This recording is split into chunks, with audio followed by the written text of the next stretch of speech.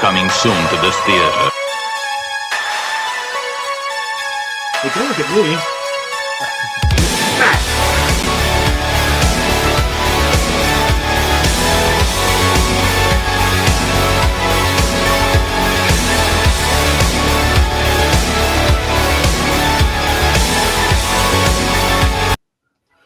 What up, people?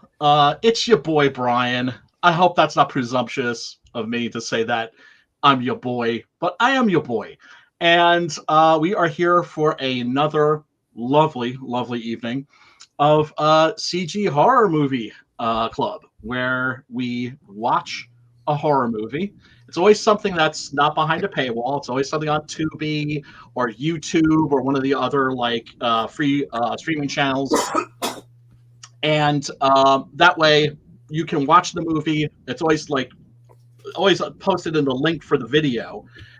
You can watch the movie before the stream and join us for the discussion, or if you haven't seen the movie and from listening to us talk about it, you're thinking, I want to check that out, click on the link in the description. You can watch it for free, unedited, although if it's on Tubi, it's with commercials, but still unedited. And who wants to watch edited horror movies? I was listening to a stream the other day, and they were reviewing Driller Killer. And they were like, oh, man, it was a piece of crap, et cetera, et cetera, et cetera. And I found out they watched, the G-rated version, right? It's just, well, what's the point, right? I don't know. I don't know what's up with some of these fools. But, I scolded them, and they took it. They took it like men. And speaking of men's men, we got my boy Matt, and we got my man Pops. That's what I was going to say. You ain't my boy, you're my dude. Hell yeah. I'll take that. Oh, man. Good to see you guys. How are you doing? Oh, it's all action, bro. Yeah, same here on this front. It's all action. I've been rolling all day. Yeah. I put in the order finally for the Six Gun Gorilla books for issue 8. And I'm nervous because I'm thinking I know some other people are waiting a long time for their books. Oh yeah. It took me a month to get my books. Yeah. So crazy. Yeah, no, it is. And it's the backers don't want to hear that crap. No. they want their books, and I don't blame them, right? And we want to get them out, as fast as possible, because once those books are in people's hands, we sell more books. Yeah. Anyway, real quick, Weekend Horror. Did either of you guys see the new Texas Chainsaw Massacre, the one that's on Netflix? Nah, everybody I know seen it but me. Have you seen it? No. Everyone says it's kind of like copying the Halloween Contweequel. Yeah. That it's a direct sequel to the first Texas Chainsaw Massacre, and it's Marilyn Burns' character. I don't think Marilyn Burns is in it because I think she passed away a few years ago. Yeah. But it's her character. She was the final girl in the Texas Chainsaw Massacre, and she's been waiting for Leatherface to come back, and then Leatherface comes back. I mean, I like the idea that it's a bunch of hipsters that moved into this empty town. And to open it up to little sushi joints and little trendy little bistros. Yeah. So I mean, I find that idea intriguing. Watching a bunch of hipsters getting fucked up. And to be honest with you, human sushi. Yeah. I've heard everybody say it was alright, but I haven't heard anybody say fuck that movie, I hate it. But most people were like, yeah, it was entertaining. It wasn't like the other ones. And some people, the dude at work, said, yeah, it was fun, but I wouldn't watch it again. I'm like, oh, okay. Right. Yeah, I heard some. That's what I've been hearing. I heard some negatives, but it's hearsay. Yeah. Yes, always. For one thing, I was never a big fan of the first one. Thought it was kind of dumb. Okay, all right. So we'll let that slide. With that being said, okay, you remember that thing I said last time we were out here about if it's a great movie, leave it alone. Yes. If it sucked, you're not going to make it that much better anyway. Right. Quit with the remakes, yo. Oh, Just it's quit. terrible. It's Just terrible. quit. Let us love the movie the first time, and let us continue that love. For the But most this part, isn't- yeah. But this isn't a remake. This isn't a remake. This is a sequel, right? And the horror sequel is in and of itself almost its own genre. Yeah, yeah. This one, though, I mean, you know, like I said, I'm not going to say what I heard because it's hearsay. I don't know. I might Yeah. like it if I see it. Right. But what I heard was like, meh. Right. Yeah, Probably yeah. wait and not spend money on this one. And that's how, you know, that's how it is. It's like you see something that makes you go, oh, yeah, I must stand in line at the theater. Or you see something that makes you go, yeah, I'll wait till it comes to TV. Yes. Well, if like for me, like I'm like the fan base of the second or like the Babe. You know what I mean? Like most people hate that, the purists. You know, I kind of like them all, but I like the Andrew Bernarski one, the fucking guy that played Lobo in the fan films. You know, Zangief. And I like Arlie Ermey from Full Metal Jacket playing the my sheriff. God. So I like that I like those, and I like how he's born in a slaughterhouse. He's kind of like my character a little bit, and I don't know. I just like the way that those two played out. I thought they were pretty fun. And they also had the same director of photography filming the Bay remake as the same original Texas Chainsaw Massacre by Tobe Hooper, and he executive produced this one. And he had John Larroquette. You know, he was narrating it. A lot of people thought it was real during that time. I thought it was real too because I was just a pup. But yeah, of course. then they did another Texas Chainsaw like 3D. I wasn't a really big fan of that one, and it had That like kind of that. I don't think that was in 3D actually. it wasn't, but it had like a weird name to it. I think it was just called Texas Chainsaw or something. It was. Oh no! Oh, you're talking about the new sequels. Yeah. I'm thinking about the old sequels where you had Texas Chainsaw Massacre Part 2, Oh yeah, which yeah, is one of the greatest horror movies of the 80s. yeah. I With think. McConaughey and Zellweger and No, that's Next Generation, Oh, okay. which Joe Bob Briggs thinks is one of the greatest horror movies of the 90s, and I couldn't disagree more. I think it's an abortion. I think it's like I'm like, what? Really, Joe Bob? I'm trying. There's so many of them, you know, like because there's like the first three, then there's the Bay 2, and then there was another one that was in between. That's the one I was talking about. Right. That was the last one that came out, which I wasn't really a big fan of. And then there's this one. I don't know. You guys got to keep making it though. I guess they're gonna keep making them, you know. That's the problem. That's the problem. We get a great concept. Yeah. And instead of resting on our laurels, we got to beat this horse dead. Yeah. I think it would have been good like 2 movies ago. You know, it's like, come on, man. Well, well, I mean, that's the reason why studios do this is because they are working with a known quantity, right? Yeah. So they're not taking a chance. You also get to use half of your footage on. You get to use footage from the previous movies for half of the footage that you use in this one. So there's less time you got to pay these actors and everybody to be on set. Okay. Oh, man. I don't like sequels that use flashback. I don't like it. I don't like that either, except a rare instance would be Silent Night, Bloody Night Part 2. Because to me, it's just hilarious that the entire first half of the movie is a condensed Cliff Notes version of the first movie, and then it just like goes completely crazy. Like the news story is just I don't know. I love that movie. You know, that's the one with the legendary "Garbage Day" quote. If you haven't seen that, it's a pisser. I think it's hilarious. But oh yeah, that's right. I was going to show off my new Rona masks because I live in New York, and in New York you still can't leave the house like without a mask, or people will start screaming. Really? Yeah, man. Way. Yeah. So I got this one.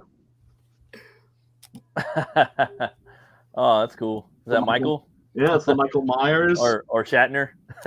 Shatner. It's a like, yeah, I'm gonna be wearing this in public, so I was like, oh, I recognize that. That's a William Shatner mask, spray painted white. I got the Freddy Krueger. You got the Krueger, huh? Yeah. Now you put the sunglasses on over that, and put the hat on, so and just walk around like that. It's just like it's I mean, it's the whole mask thing. It's all performative anyway. So I'm like, well, why not just like try and have fun with it? Right? Go all in. Amuse my own ass. So the movie that we were discussing tonight was a suggestion by Pops. It is Wes Craven's debut feature, Last House on the Left. No, this one ain't for kids. What do you want? What do you want? No, I could be ties. What do you want? We're going to be talking about scary, super scary movies, so you can't be in here. Say bye, everybody. Bye. Bye. Hope you get your applesauce and bananas. Brian and Matt. It's Brian and Matt. Krista Goo. How you doing? Krista Goo. Crisco. Oh, she can call me whatever she wants. You said you can call him whatever you want. Kiss the cow. I don't know what she said. Kiss the cow. All right, go. I love you. Bye. Hi, little one. Pleasure to meet you. Oh, wow. Down here all day, man. They've been making appearances all day. It's been crazy.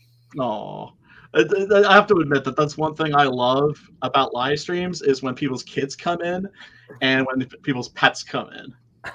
Right? And if they're new, Zeus is right over there. I don't want him in my lap, dude. Come on.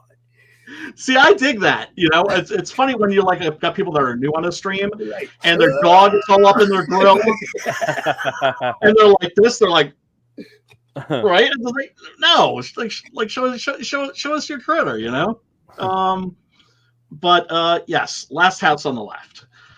Woo! It is a remake, actually, of a Ingmar Bergman movie, believe it or not. Ingmar Bergman, of course, the legendary Swedish art house director, guy who did The Seventh Seal.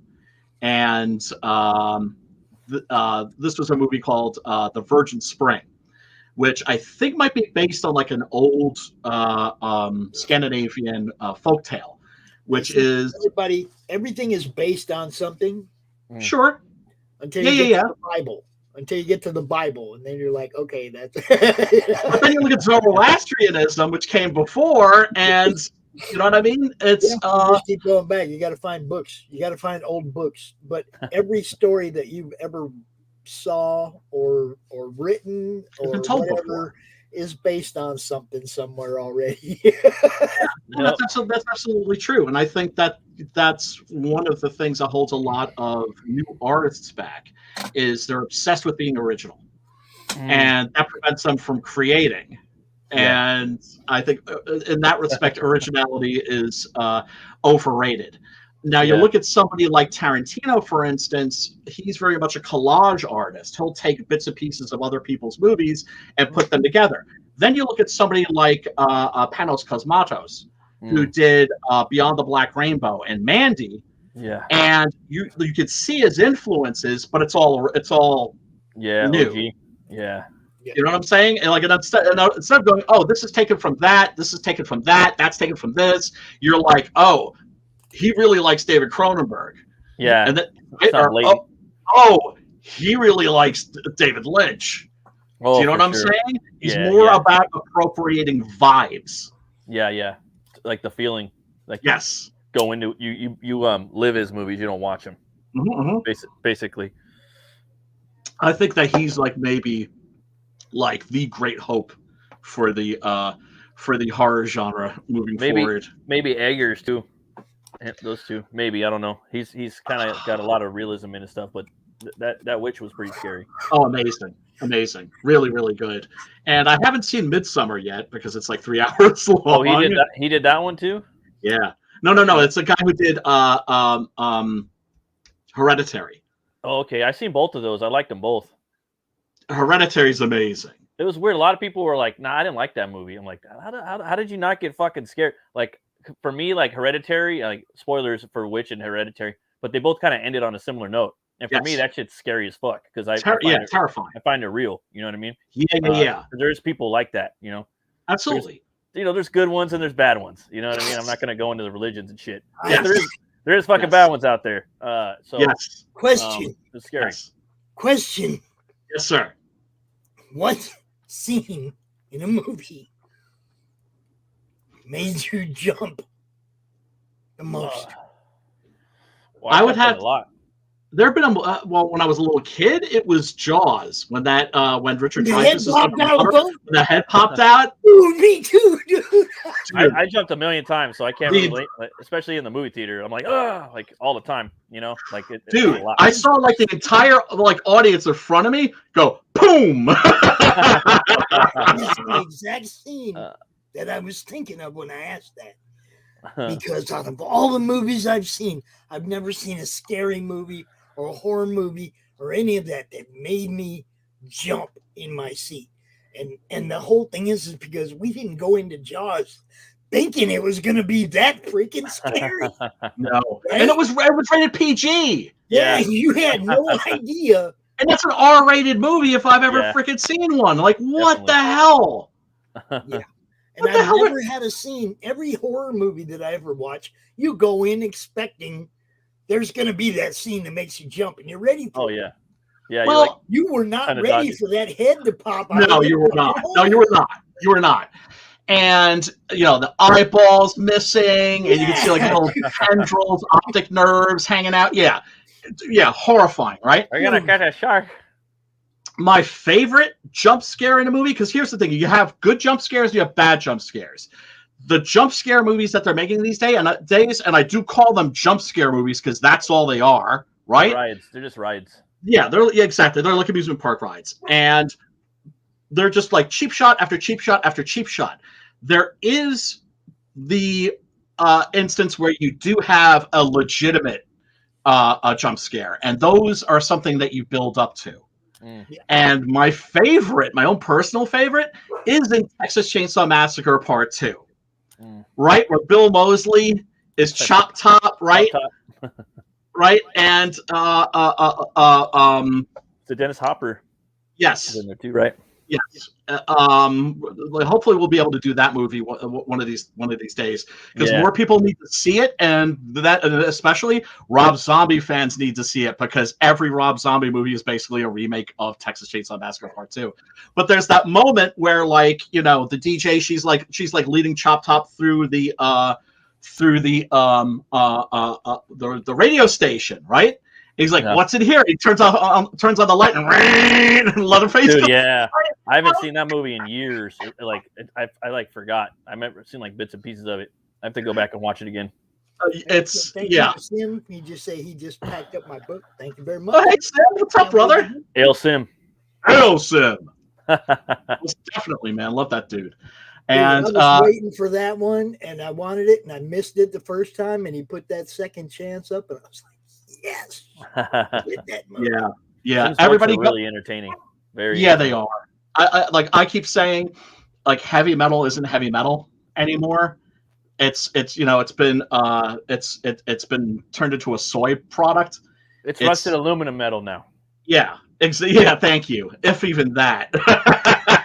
Right? Rusted aluminum. Yeah. That's recycled garbage.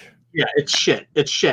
And so it's like heavy metal isn't heavy metal anymore. What Sim is doing, Tales of the Nightverse, that's heavy metal right there. So he is. I am metal, baby. Oh yeah. So Last House on the Left. Wow. Like I said, this is a remake of a Ingmar Bergman movie, The Virgin Spring. In a nutshell, The Virgin Spring, it's a story set in Scandinavia, like right when Christianity has kind of taken over, but there's still some pagan elements, and there's still witches and that sort of a thing. And there's like these two ruffians and a little boy, and they come across this young girl, and they rape her and they murder her. Wow. And then they end up in the home of the parents. Oh, okay. And Max von Sydow, who plays the father, gets the knife that he uses for slaughtering livestock, and he goes to work. Fuck yeah! I gotta watch that one, dude. It's great. Man.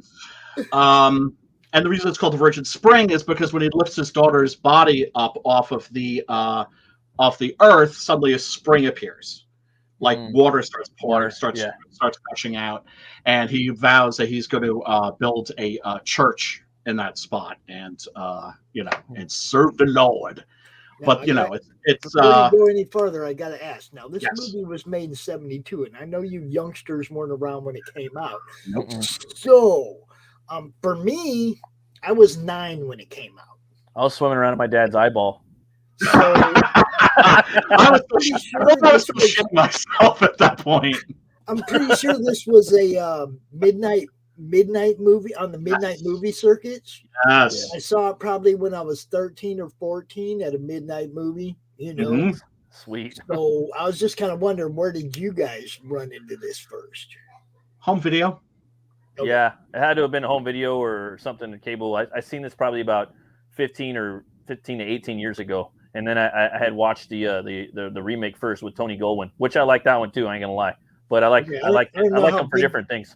But I only seen them both once. Your screens are, but get real close so it feels like you're at the big screen. Because I'm telling you, at the theater seeing this movie, and this is why I told you, Brian, this is the one. If anybody ever asked me what the classic freaking horror movie is supposed to be, this is it.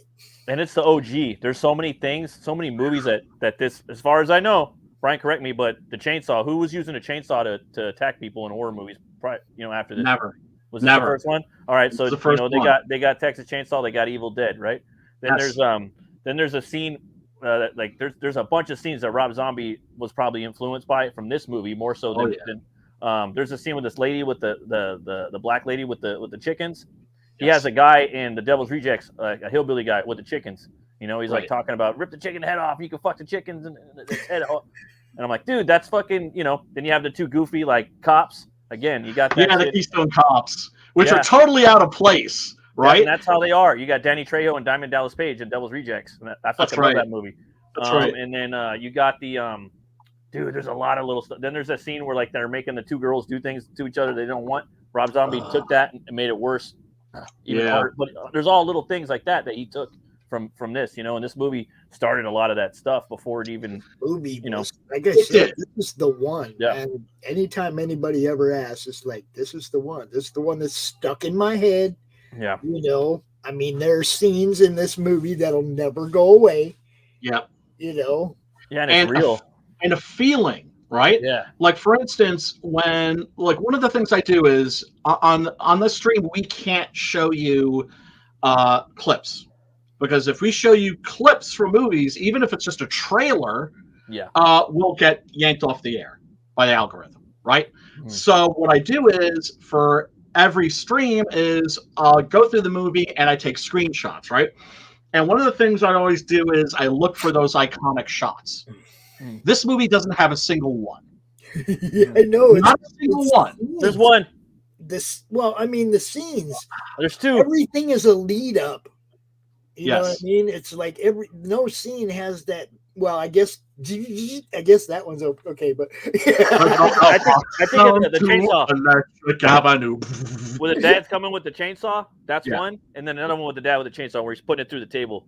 Like, those could be kind of iconic. I mean, that's just in my head. And then the side view of the fucking lady with the chicken thing with that was just a little oddball quirk in the movie. You know what I mean? Yes. Yes. And totally out of place. I think that Craven must have been thinking wow, this is some pretty dark shit. We need something to lighten it up. Lighten it up a little bit. Yeah. But it doesn't work. It doesn't work. It's just they're like scenes from another movie. And that's how Rob Zombie's movies are.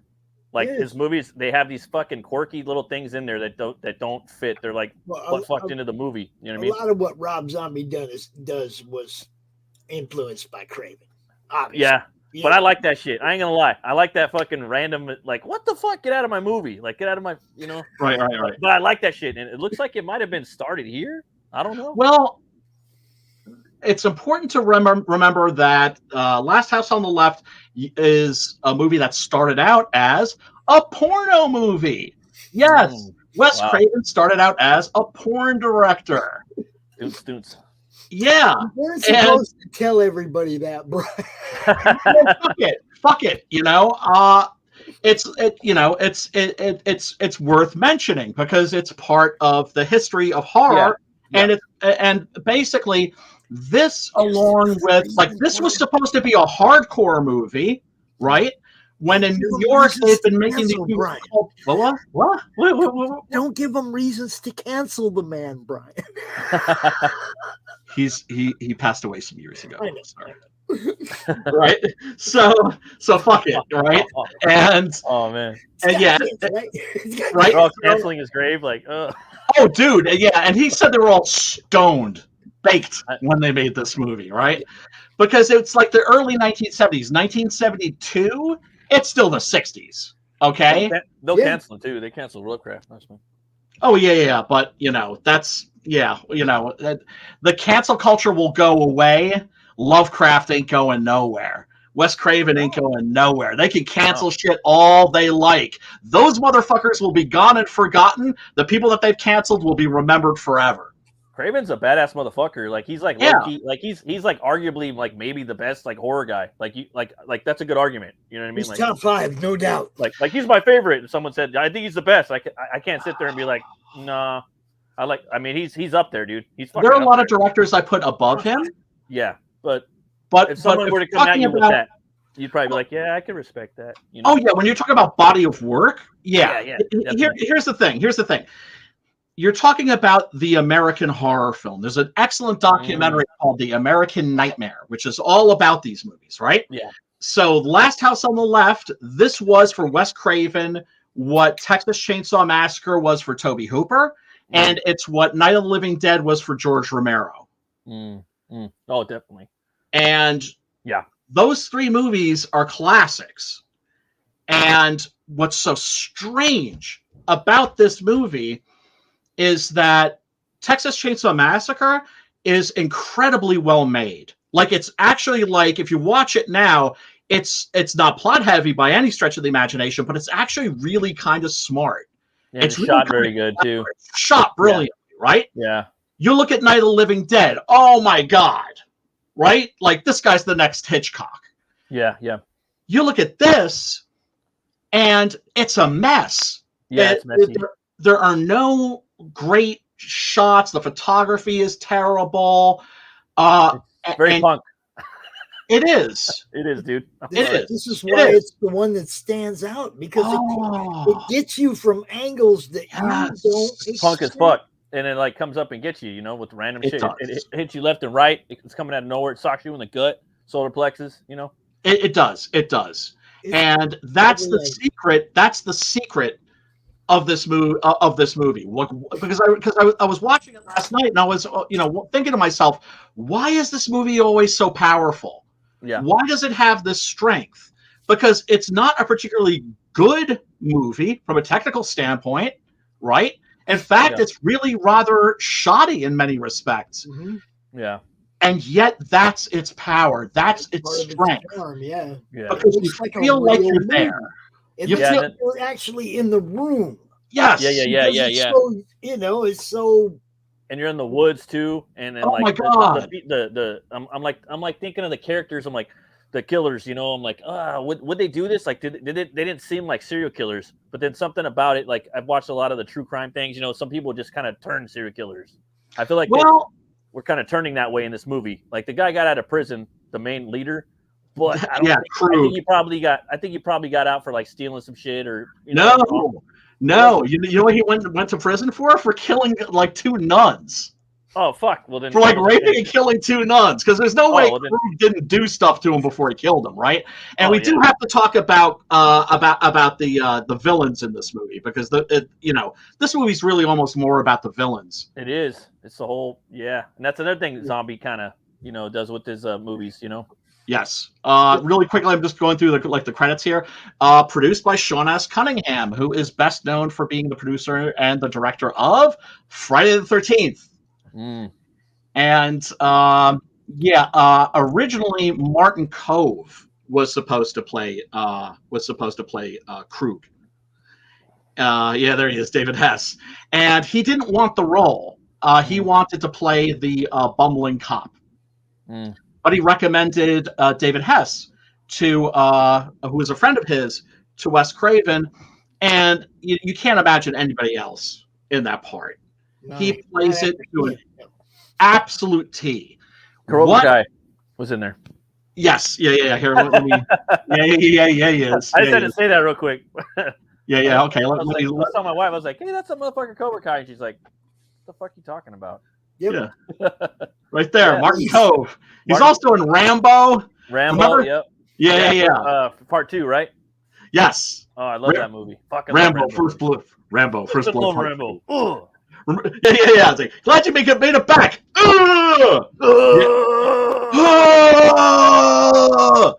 Oh, dude, seriously? You want mayhem? You want to be like annoyed as hell? Give me like a couple of bong hits and put on Rambo First Blood Part 2, and then Put try any of them. taking a nap. I'll keep you up. I die laughing every time. I love all of them. I love them all. Oh yeah, no, that's For so do different I. reasons. Yeah. Except the last one. The last one. Oh, I love that one. Oh, It's not a Rambo movie though. It's a Danny Trejo movie. but so is the first one. It's not. It bookends the first one. Last Blood, First Blood. It's kind of it's like it's more about him and his environment. I'm not saying I didn't enjoy it. I'm not saying I didn't enjoy it. I'm just saying it's not proper Rambo. God damn it! And seriously, I mean, I wish Stallone had made nothing but Rambo movies, like the James Bond movies. Every 2 years, he could come back as Rambo.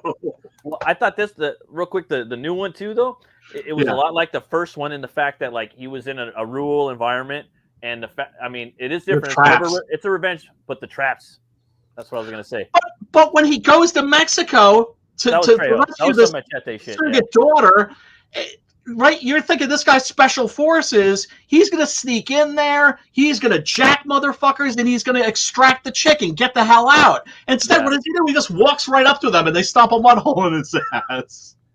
Right? Yeah. So it's just like I got the feeling that was not written to be a Rambo movie. It feels like the same thing like the Deadpool.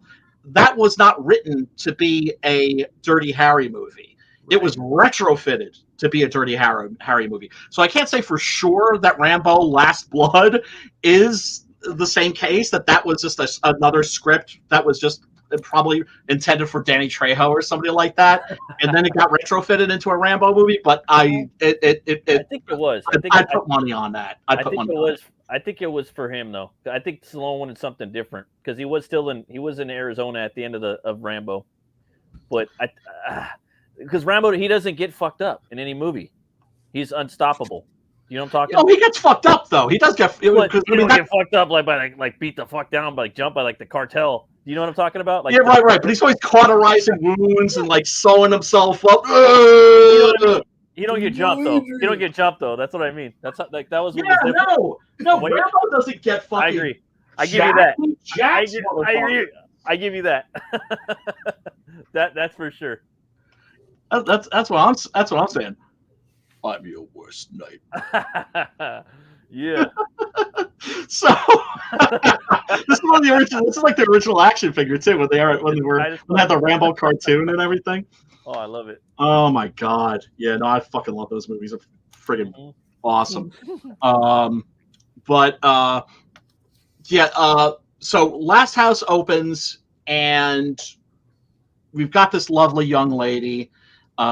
She's in the bud of womanhood. She's 17 years old, right? They're gonna have a birthday party for her. Her parents are very loving, but they're a little old school, and they're like, they're kind of upset because she's leaving the house without a bra, right? It's like you can see your nipples, and she's going to see a band called. Oh, that's right. She says she feels like a woman for the first time in her life. Right, and she and her friend are going to see a band called Bloodlust, right? Who evidently killed a chicken on stage. The mother says, "Aren't those the guys who killed the chicken on stage?" And she's like, "Just once."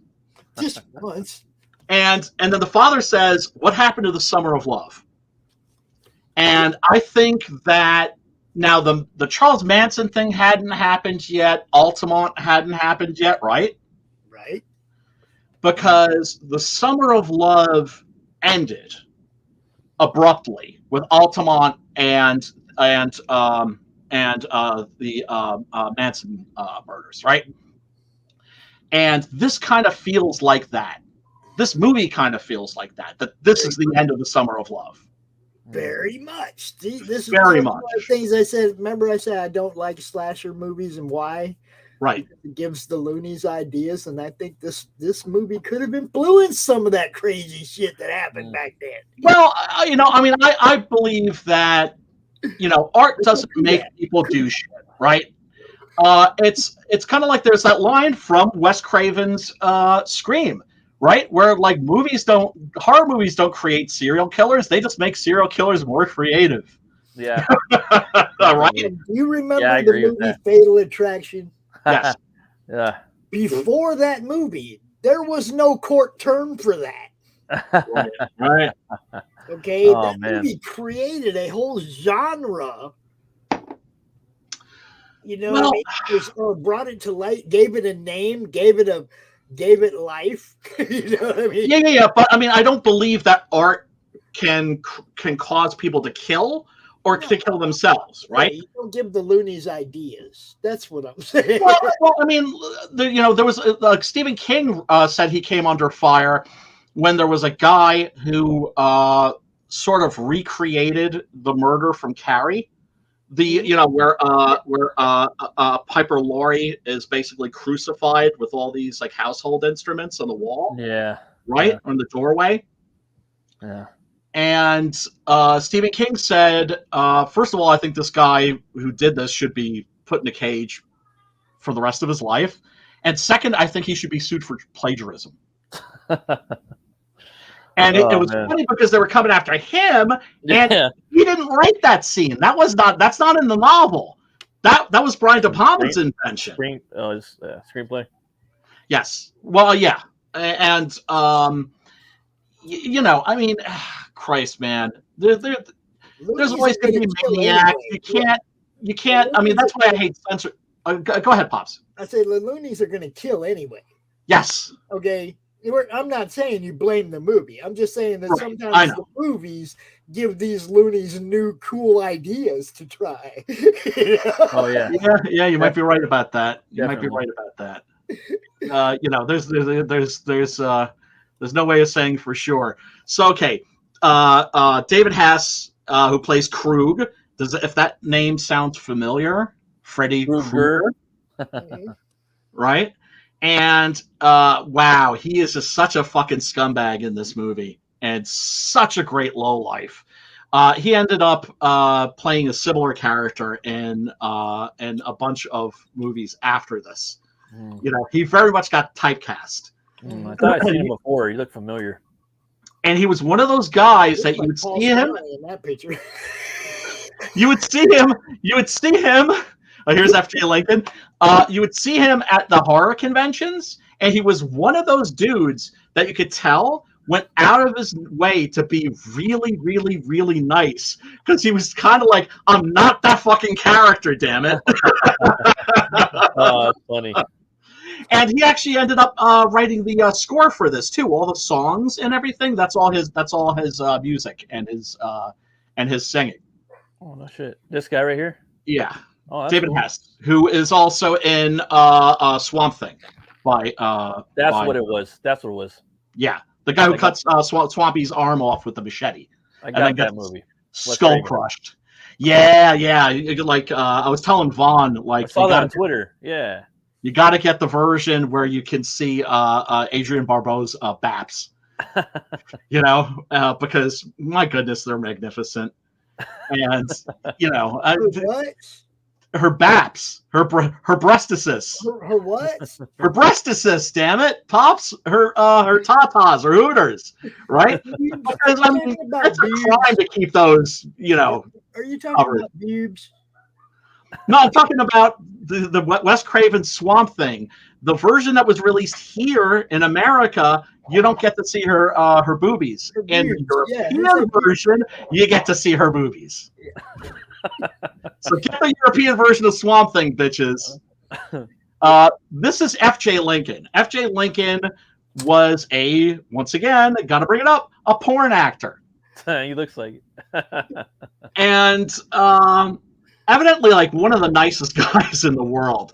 Always heard nothing but like amazing stories about this dude.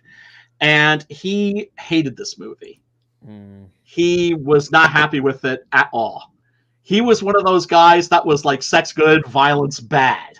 Well, at least he got in a, got out of, at least he did one other movie that was like iconic other than the porn. Yeah, no, without a doubt, and I think it's something to be proud of because this movie does not celebrate violence in any way, shape, or form. It is the exact opposite. This movie is the exact opposite of something like I Spit on Your Grave, right?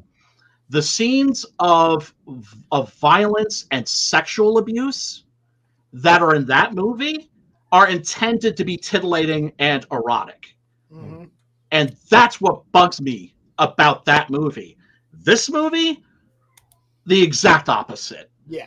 The violence, including the sexual degradation, is horrifying. Yeah. And you feel it in your gut. Now, while they were making this movie, it was the early 70s. And so the people who were playing the villains were like, yo, let's do some method acting, right? Now, method actors, they're that character off screen. Yeah. Like same person, right? Yeah. So this poor girl had a horrific experience making this movie. I bet. Because they weren't just fucking with her when the cameras were rolling. They were fucking with her in between takes. Damn. And I don't mean, like assaulting her with switchblades and that sort of a thing. Just totally intimidating her and making her feel like yes, she's supposed to feel in the movie. Yes. Yeah.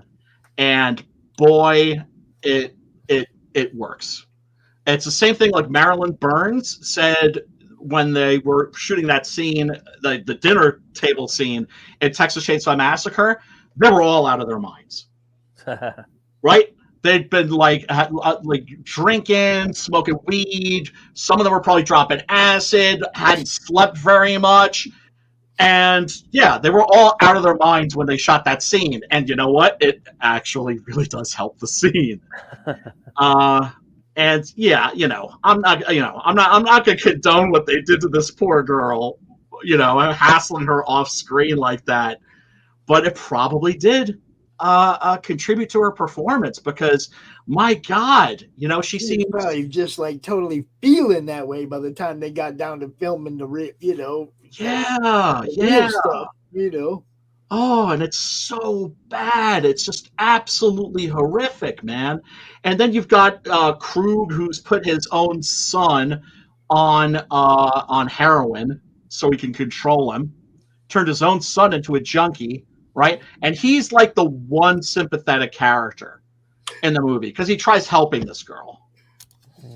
And yet at the same time, he feels powerless because, well, gee, look who his dad is, right? So, he's not just controlling him just with the heroin. He's controlling him psychologically. Look at all these pictures of Martin Kove. Yes, from Cobra Kai, and of course the Karate Kids parts 1 and 3. So yeah, folks, if you haven't seen this movie, click on the link and check it out. But be aware, it's very strong stuff. Oh yes, oh yes. Look, it doesn't get. I'm 58 years old. I've seen a lot of shitty movies. I've seen a lot of good movies. I've seen a lot of movies. This one left an impact. Yes. Every time I see this movie, every time I've ever seen this movie, it leaves me feeling drained. I don't go looking to watch this movie. No. The memories of this movie are enough. I don't need to watch it again. It leaves you feeling gutted. Yeah. And you have any conscience at all, right? You won't look to watch this movie a second time on purpose. I did like the ending. I did like the ending though. That's one thing I really love about this movie was the whole spoilers, was the the family getting their fucking comeuppance. You know what I mean? Oh, yeah. I really love that angle. You know what I mean? But- I love the dad getting the chainsaw. Yeah, but at the same time, you don't feel like justice has been served. It's more about You just feel like an evil has been removed. You don't you feel like justice evil's is been still- removed, but you also feel that the spiritual taint of violence is now on these people, Yeah. Definitely. right? Because it's the sort of thing where it's like what they do, I think, is morally wrong. Would I do the exact same thing? Hell yeah. Oh hell yeah! And I would probably do do it. worse. And this is the fucked up thing. I would do it knowing it was wrong, and I would do it anyway. Well, yeah, of course. Look, I would probably do worse. Oh God, yeah. And then of course, I gotta also talk about like the Keystone Cops parts, Mhm. right? The car runs out of gas, right? So the sheriff and the deputy, ding, ding, ding, ding, ding, ding. You know, Yeah. you got like this playful music and kazoo, totally fucking inappropriate, totally out of place. And then these motherfuckers like slow down to a crawl, thinking, The wrestler you know, or the dude, fucking Kane. let these cops know that they're number one. Yeah. Hey, you're number one, bro. They just take off and leave their asses. Yeah, we hate cops.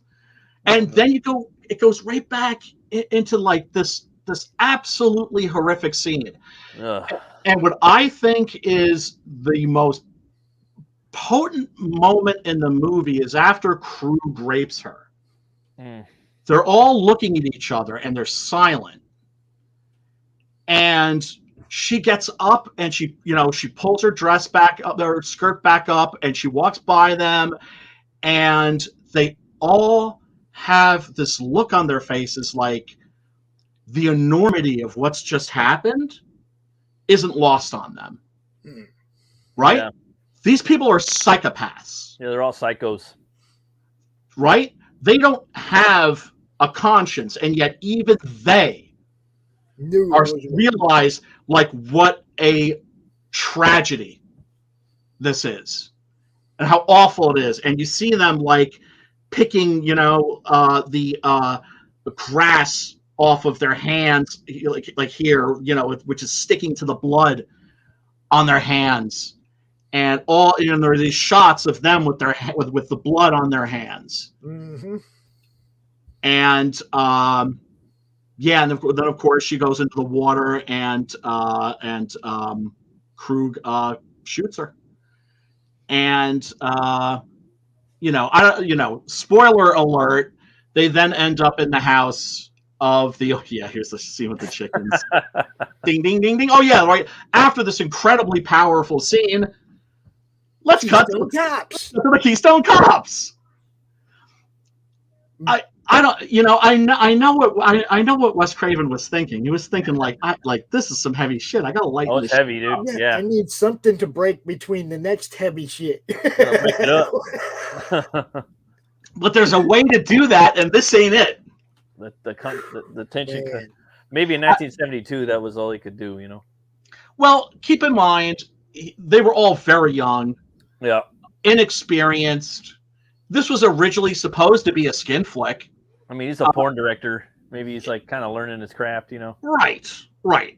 And William Lustig also started in porn. He did Maniac Cop 2, Maniac Cop 2, Maniac Cop 3, and a bunch of other movies. A lot of which are actually really good.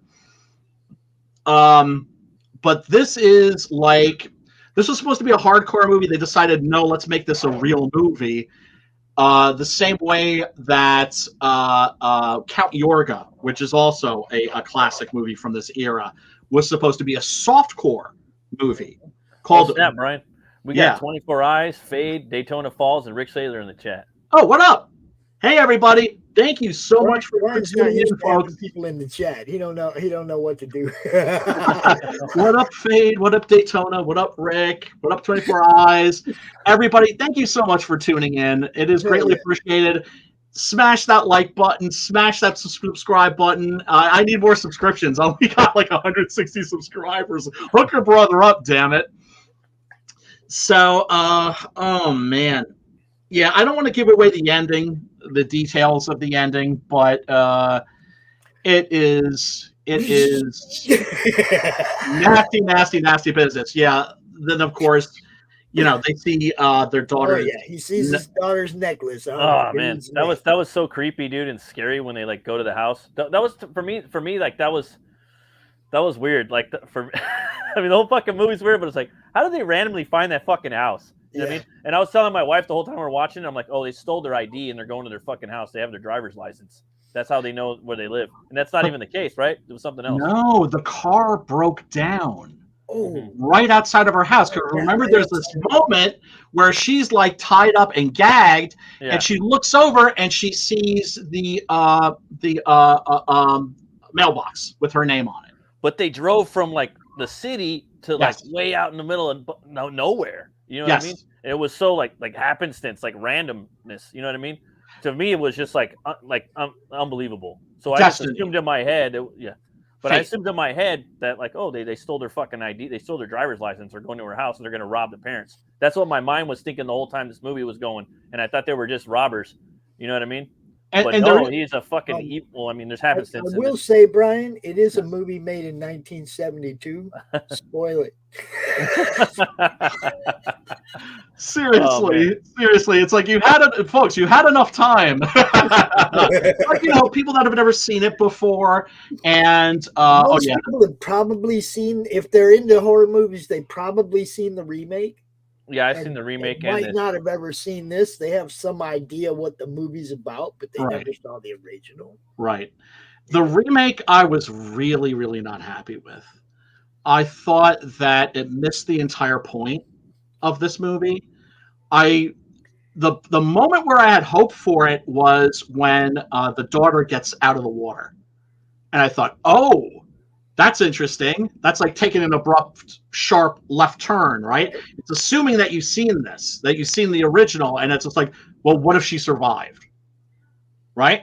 And from there, it just felt too much like a cathartic revenge movie. Oh, I have to see it again. I don't even remember it. I just remember the ending. That was all I remember. I like Tony Goldwyn though. There's some good acting. There's some good acting in it. That one character actor from like No Country for Old Men and all those TV sitcoms and shit. He's like the Fred Krueger of this one, right? The Fred Krueger of this one, of that one. Yes. And then Goldwyn, I liked him in there, and the fucking Ghost, and I think that's probably it. Yeah, and mind you, it's like if you were somebody else, I'm not one of those horror fiends that's like, well, my opinion counts for more because I've seen more horror films than you. Oh no, hell no! I'm a horror scholar. Oh no, right? No. Right? Because only dicks think like that. Because if you've never seen a horror movie before and you're going into this is your first horror film, your opinion doesn't count any more or less than somebody that's seen like every horror movie ever made. Like, your fucking memory is spot on. I've seen less than either one of you. It's not like my favorite genre. Sure, that's fine. Because of what I said about the loonies don't need ideas. But some of them are fun. See, I'm weird. Sometimes I watch stuff to get the humor out of it. Yeah. Sure. Okay. Horror movies to me after Fatal Attraction became, I'm waiting for the scary part so I can bust out laughing. I'm just waiting. How bad is it going to look? How bad is the special effects going to be? Where I'm just like, oh, that's stupid. It's like, I mean, that's legitimate. That's okay. I'm looking for the stuff to laugh at now when I watch those movies. That's what I'm saying. You see, what I'm always looking for is, well, I'm looking for a lot of stuff, but if you're watching a splatter movie, obviously, you're looking for splatter. You're looking to have a good time. There's certain horror movies that you party with, right? Dawn of the Dead, right? The Friday the 13th movies. You party with those movies, and then there are the horror films that are out to get you. Yeah. That aren't fucking around. that want to hurt, right? This movie wants to hurt you. Yeah, because It's not nice. This one's fucking real, bro. You know what I mean? This Like one I was is telling the lady, like this shit could happen in real life. This, There's worse this shit in is real not life than this. visual. Yes, This much is not worse. a visual. This one is mental. Yes. This one gets in your head when you're. Well, you don't watch this movie. Under You your fucking skin. you live this movie. Yes. Unfortunately, This Yes. one gets that's in how your I head, that's how I put it. You know, Because, like I said, I was looking for like iconic shots, yeah. and I couldn't find any. For me, it was always the chainsaw. Always a chainsaw. But there's no shot. Do you know what I'm Just saying? Just a close up of him coming at you. That's what I always remembered from this movie. And I totally forgot the whole ending, which is my favorite part because I'm a sick fuck for revenge. I love revenge. Me too. I love vengeance. And Me too. I totally forgot all about it. I don't know why. Even though I know But it's like when it these came up out of nowhere. But when these scumbags get their comeuppance, it doesn't feel good. Well, see now the and that's one of the things I love good. about this movie is that it doesn't give you that easy out. No, I didn't that feel it. you end up just feeling soiled, and those characters, you know, those parents who you feel so awful for, they just end up being soiled themselves. But see, I liked the barbecue. It's so bleak. This is such a bleak, nihilistic movie. I see what you're saying. Like the parents they turn step down into that evil too. Yeah. Exactly. Yeah. Exactly. Because that's the thing. There are people who have done things to family members of mine that, if I could get them alone and, yeah, without a doubt. Are we going to have that terminal conversation again, Brian? Yeah. But if that were to happen, if I were to cross that line, they're not going to change who I am. Yeah. What they did to my loved ones, I'm not going to fuck that. I'm not going to let them change who I am. These people, they let themselves be changed. And it's one of the things that I find so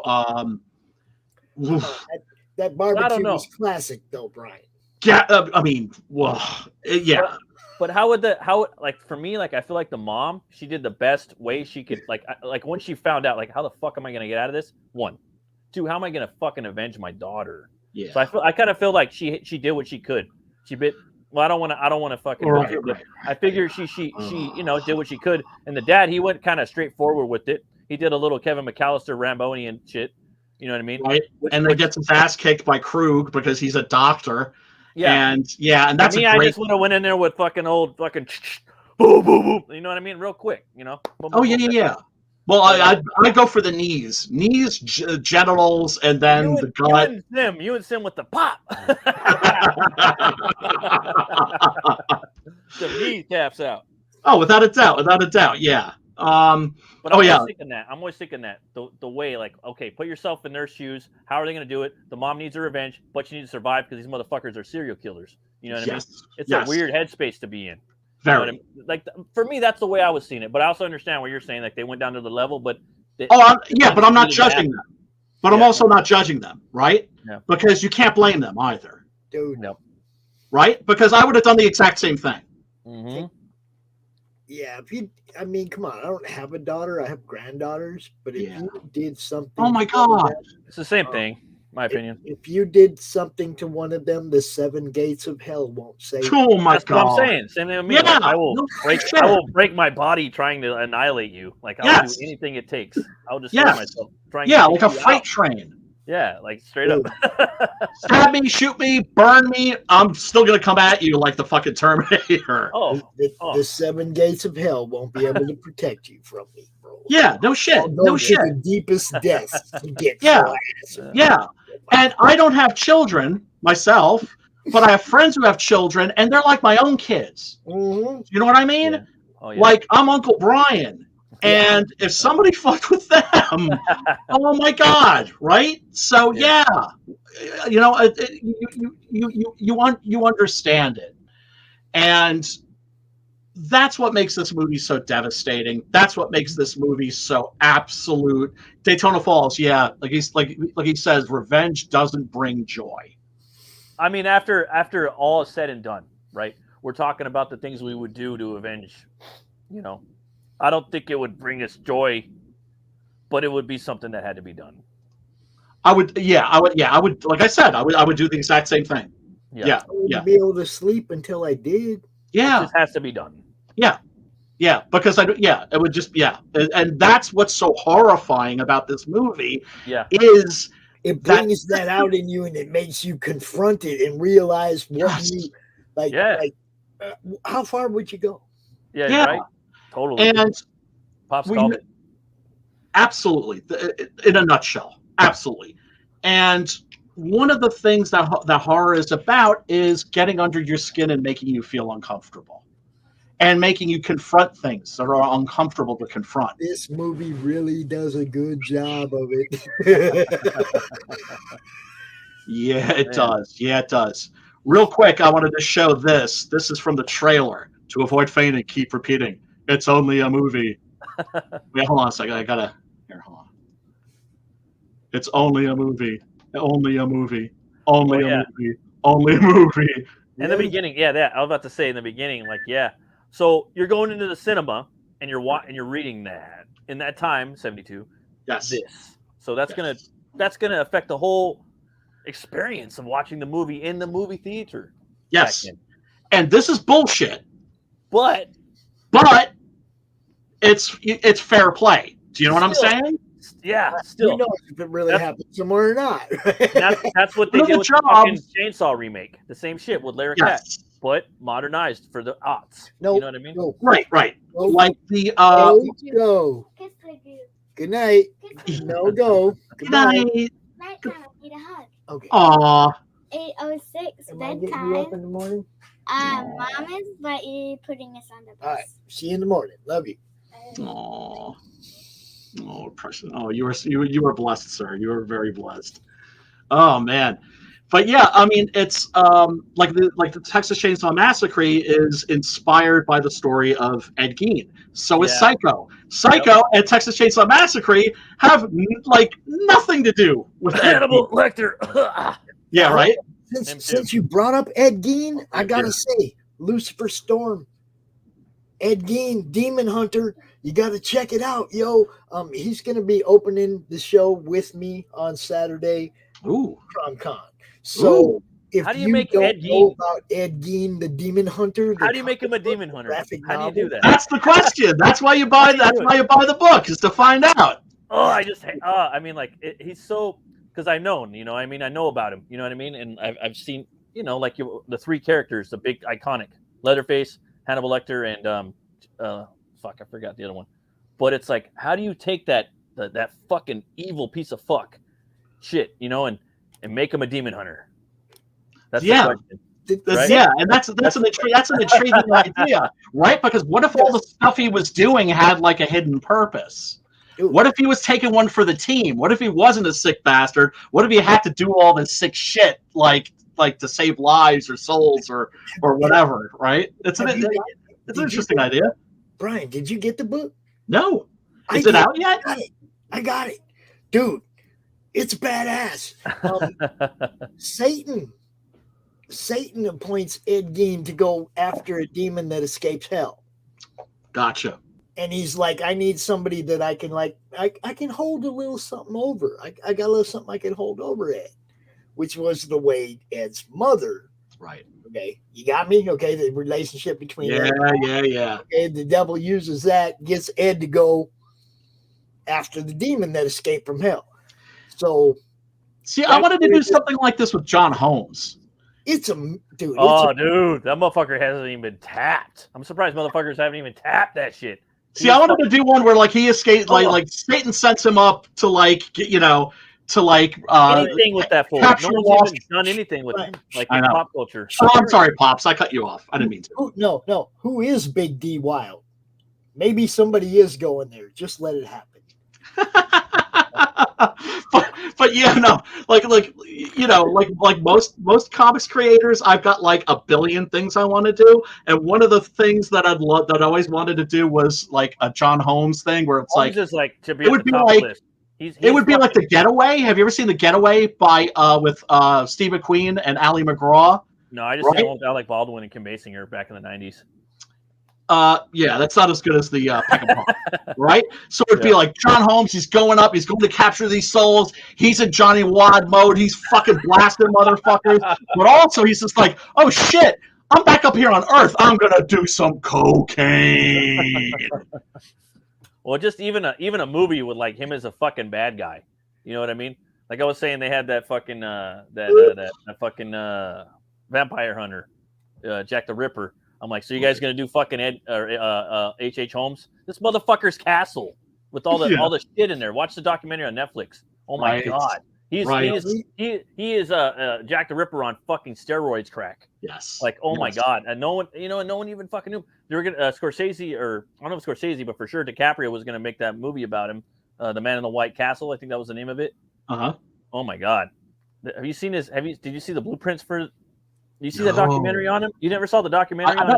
I know who he is, but I've never seen the documentary on him. Is that like on YouTube or Tubi? It's on Netflix. Oh my god, it's on Netflix. Oh my god, he would take all these different lines of credit and steal people's identities and kill them and bury them and build different shafts inside the hotel. He had a torture chamber down the bottom. He would have people come deliver bodies to him from fucking from the universities and experiment on them. And dude, you cannot write his fucking life. It's fucking unwritable. It's not even it's unbelievable. Oh, you know who wrote a book about him actually was Robert Bloch. He wrote a novel about him called American Gothic. Yes, yeah, very interesting figure. What's the name of the documentary? H.H. Holmes, something else. And okay. And I was just like, oh my god, how the fuck did nobody ever how did nobody ever make any movies about him? Everyone's talking about Jack the Ripper. This guy fucking Jack the Ripper don't hold a candle. He's a choir boy compared to this guy. No. I've never seen anybody like this in America, right by the world. And then he would get everybody from that place, the World Fair. You know, he would get everybody from there, and they'd come over to his hotel, and he funded all of it from being a con artist too, and a serial killer, and a doctor. Yes. Yeah. If you want to read a pretty good novel about him, American Gothic by Robert Bloch, the author of Psycho, of course. But yeah, he was a arch fiend for sure. So yeah, if you want to hear the Ed Gein story, you guys got to pop into the first. I'm there. Con on Saturday. I'm there. I'm down to check it out. I'm down to check it out. Everybody, I have to boogie. I'm gonna have to bring the stream to a abrupt halt. Yeah, because I got to go on RJ's stream, Critical Blast, because they're doing a comic books for kids. Yes. Yeah. So I'm gonna probably try to auction off like some rare. I'm gonna throw like some rare 6-gun gorilla shit into sweeten the pot. That's good, man. Fellas, thank you so much. Get that bot before we get that bot. I didn't even see the bot. The bot ain't here right now. It's here right now. It's gone somewhere else. Yes. Right above that. I don't see it. But anyway, everybody who tuned in, thank you so much. This was a brutal one. I think we need a little bit of a palate cleanser for next week. So the movie for next week, I decree, shall be Werewolves on Wheels. Never heard of it, but sounds tight. I'll do it. You're going to get a kick out of it, I think. Werewolves on Wheels. Okay. I like me some werewolves. And yes, and it's about a biker gang that runs afoul of a satanic cult. Dude, and, I'm all in. yeah, you're gonna like it. It's better than it sounds too, because it's not. If that were made today, it would be goofy, and instead it's like played pretty straight. So it's like so it's like a proper biker movie. Hell yeah, that's perfect for me at the moment, actually. And, Since I can just pop into RJ's stream whenever I want, I'll see you in a minute. All right. Rock and roll! Everybody, thank you so much for tuning in. I really appreciate it. We will talk to you. We will see you next week. And until then, peace, love,